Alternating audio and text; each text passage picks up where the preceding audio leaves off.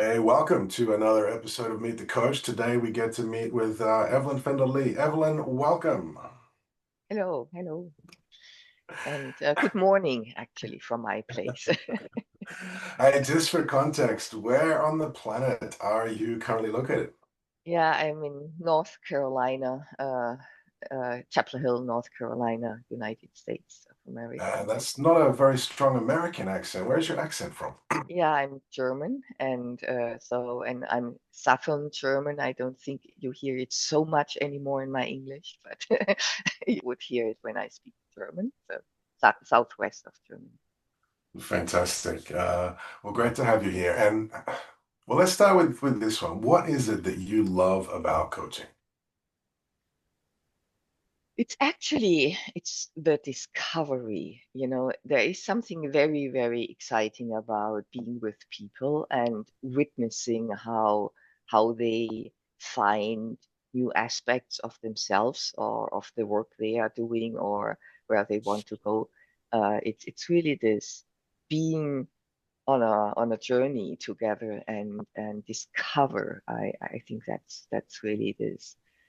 Uh, that's one thing. And the other is, I think it's just so exciting to get to know people in that deeper way. And it's a little bit like reading a good book also, so you kind of dip into another world.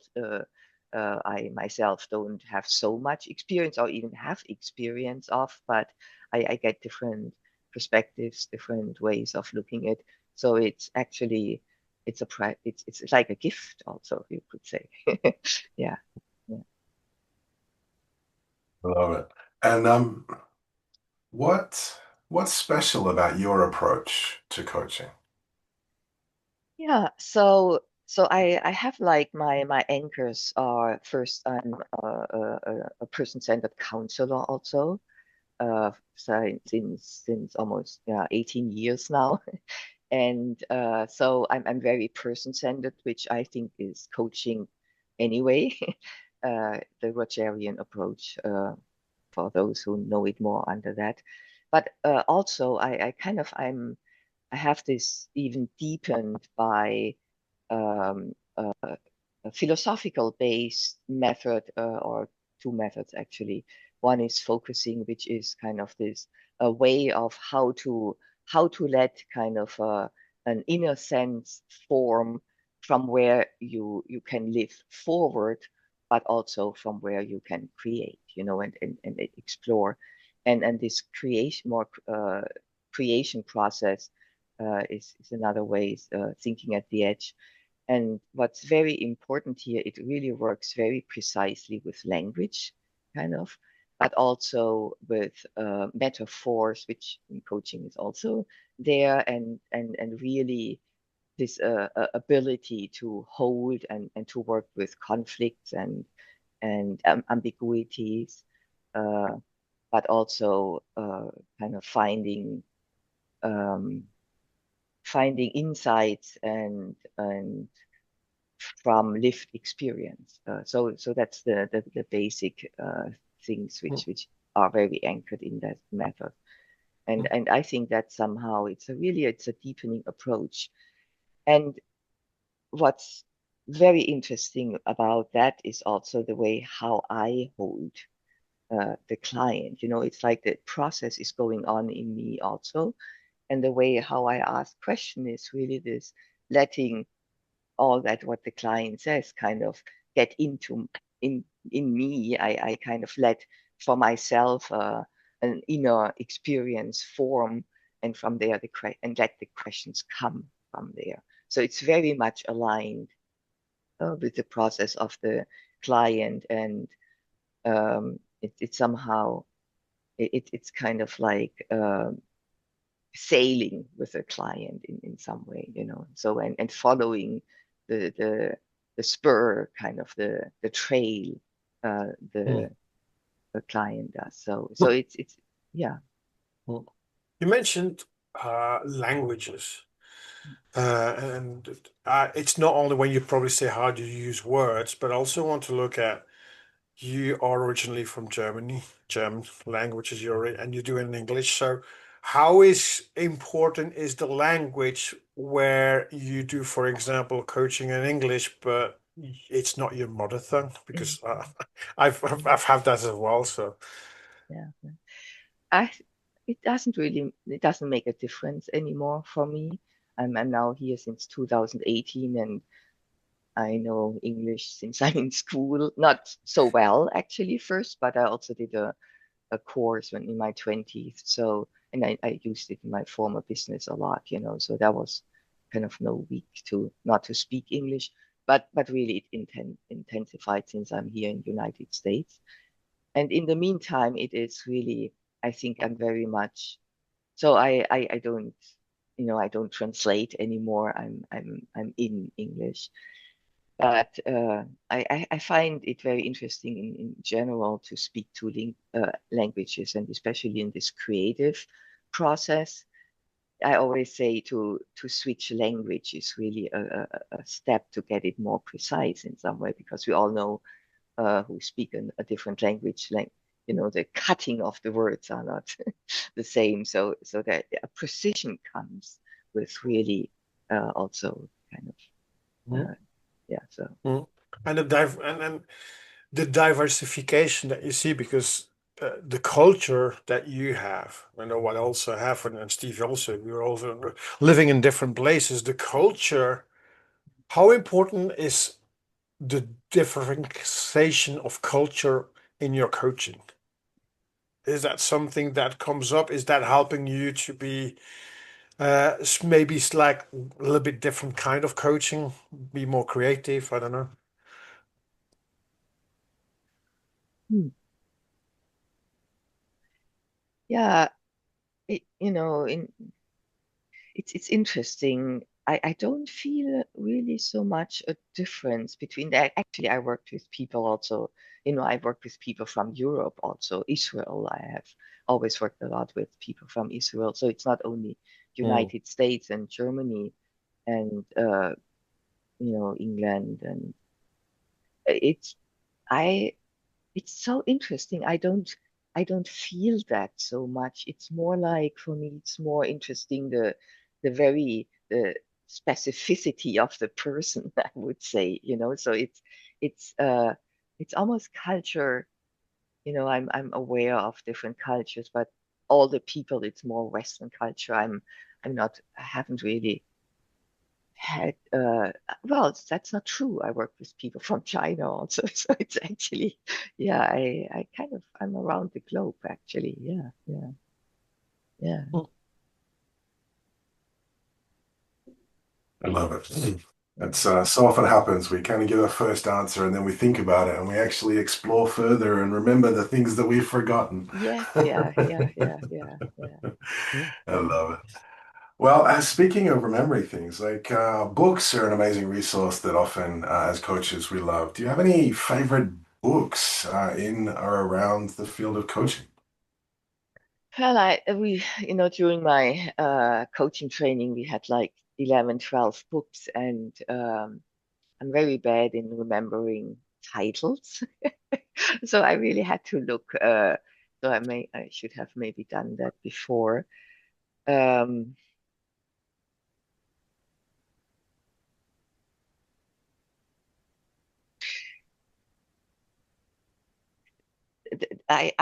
for me, there was, it's more the topic, because I read other books also. It's more the topic about the kind of everything what has to do with emotions in some way. So I would need to go to my uh, uh, bookshelf in order to find all the different books about that. But it's especially, because the way I'm working is beyond emotions, but also, there's the emotion focused therapy, which also has different stages of emotion, I would say. So everything that has to do with this deepening of your process.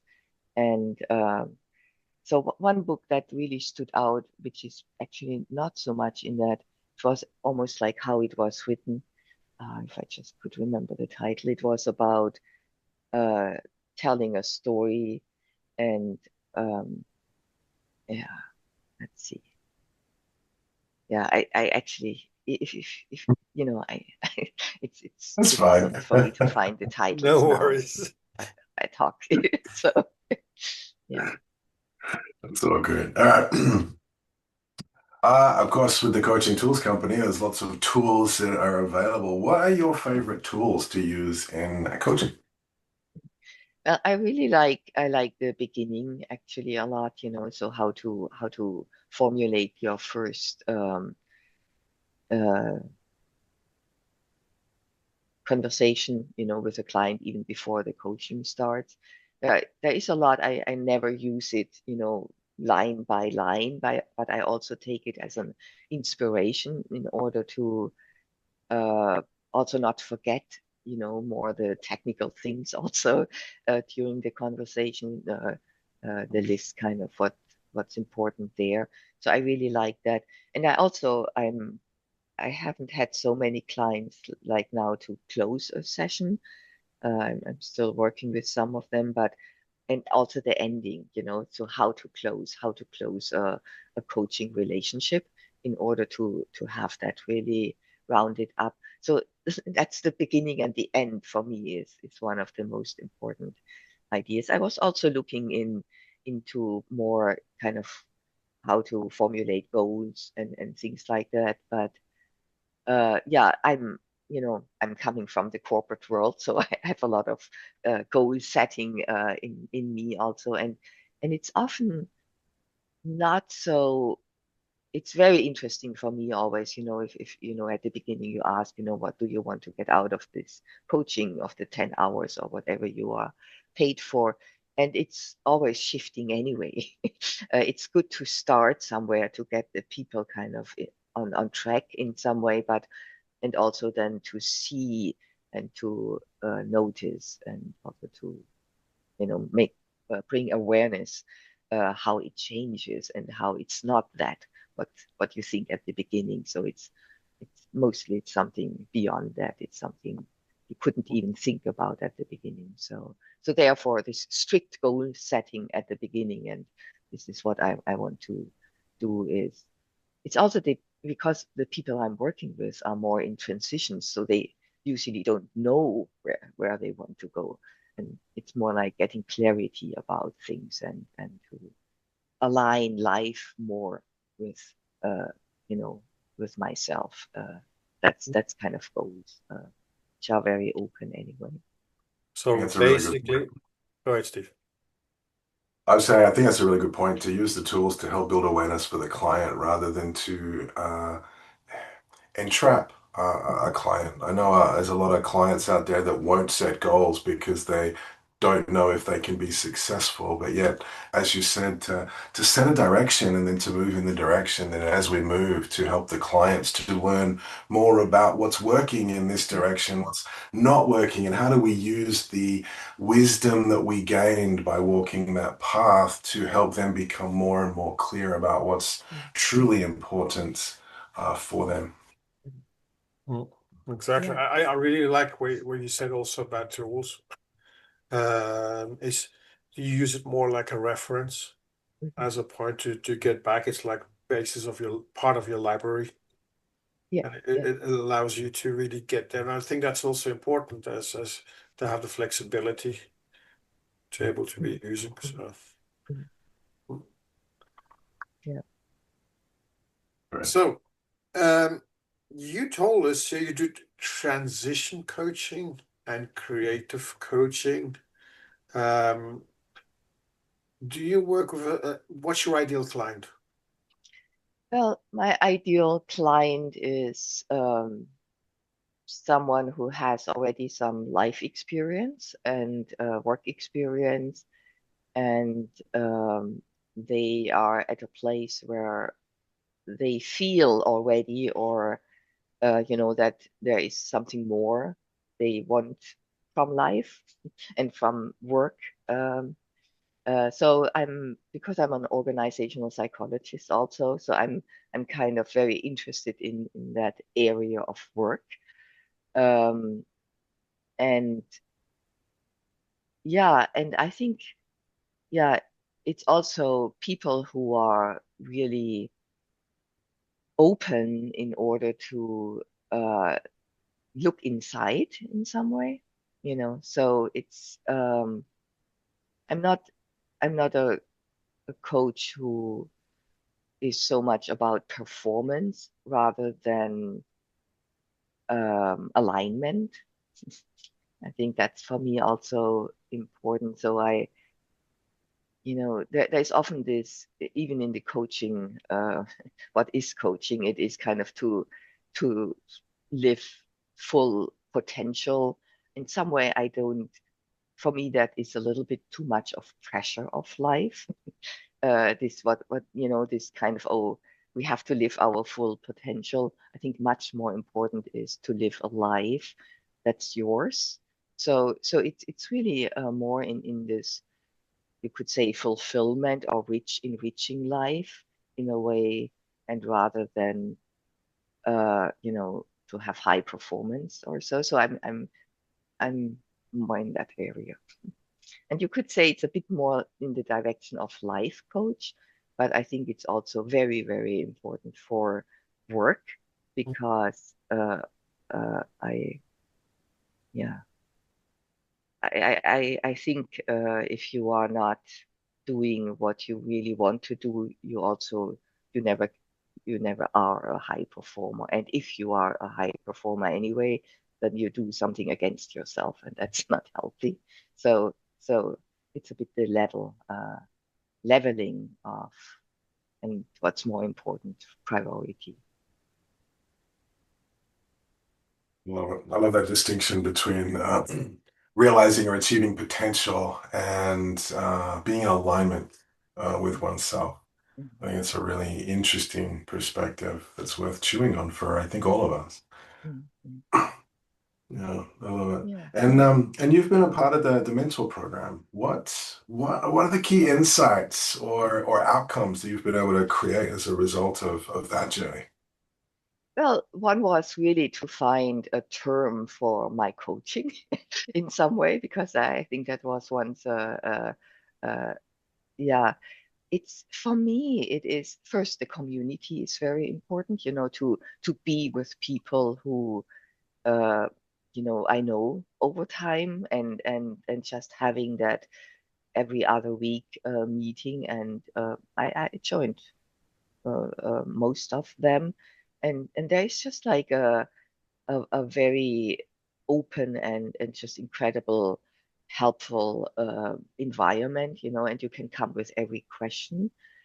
um, the other thing I really really appreciate, which was in one of the sessions, is to create coaching programs, so and to allow myself, not only do this kind of a regular coaching, but to build a program, and which I'm about to do anyway. And my creative coaching is already a bit like that.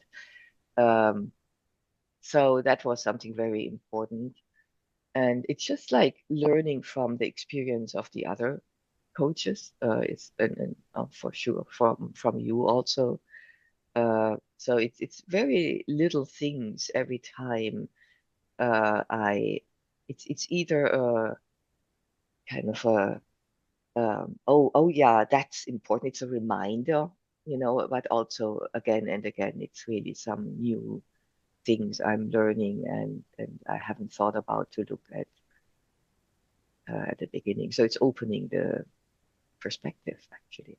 And what I really also appreciate is people from around the globe, actually. Yeah.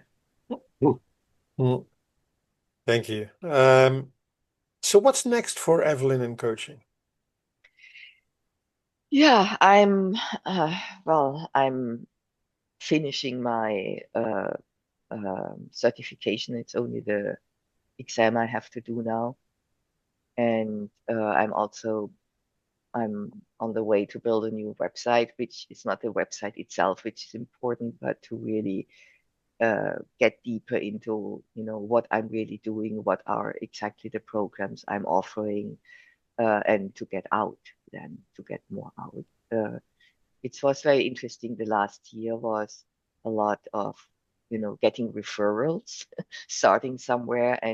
But I also know that's not the only way to get clients. So it's really to put myself out.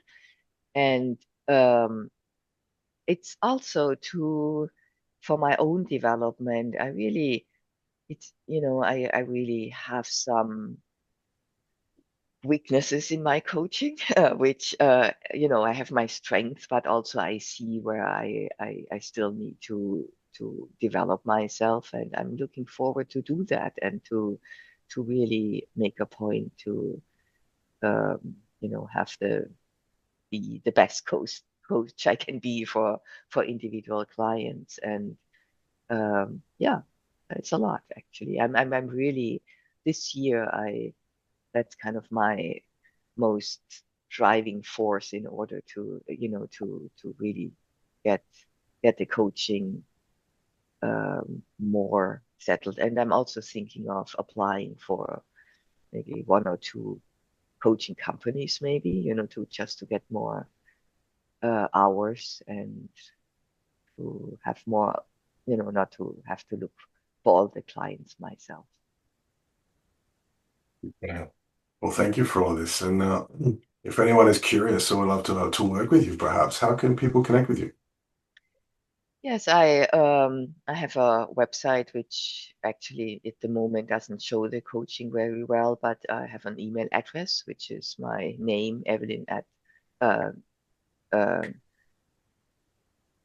Evelyn.Fendler-Lee at no, it's actually the other one. It's Evelyn um,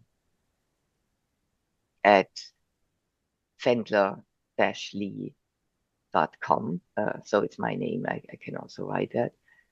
Um, yeah, that's the best way. And LinkedIn for sure. I have a LinkedIn profile where I talk a bit more about my coaching at the moment, and hopefully I will get my website on soon, so you can see it there also. Absolutely. Well, thank you very much. And of course, you are in your coaching community, and so people can see you and connect with you there potentially as well. Well, Evelyn, it has been great to meet with you today to shine a spotlight on what inspires and excites you about this world of coaching. And good luck as you go forward, as you step into this what sounds to be a really exciting and growth-filled next year. Yeah, thank you so much. It was very inspiring and helps me also to get clear. Thank you so much. Well, thank Thank you, you. Evelyn, and thank you, everybody. Bye.